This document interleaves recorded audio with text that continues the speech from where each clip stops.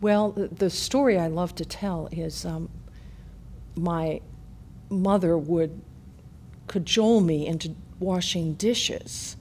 And so we'd clean up every night, and then she'd sit and read poetry, and I would wash dishes. It was long before dishwashers.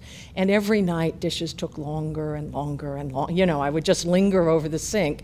And the poetry she read, some of it was perfectly appropriate. Some of it was like Alfred Lord Tennyson's, things like The Highwaymen. You know, I mean, they weren't even appropriate for third and fourth graders at all. But it didn't matter. It was the sound of the language.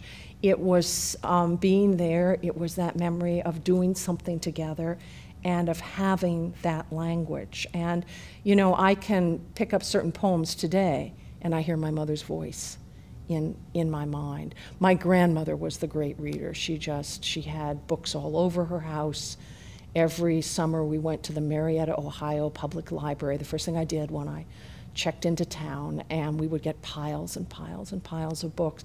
And I went to that library, maybe 10 years ago, and I walked up the stairs, and I felt like my grandmother was holding my hand, and I knew exactly where to turn, where the children's room was. I knew the layout of, hadn't changed, by the way, in many, many a year. I knew the layout of the library, and I hadn't been in there for 3 decades.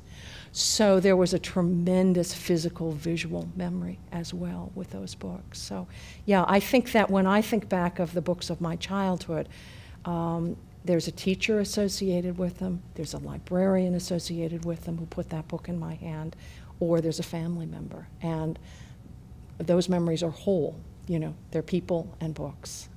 And that's a wonderful way to remember your childhood.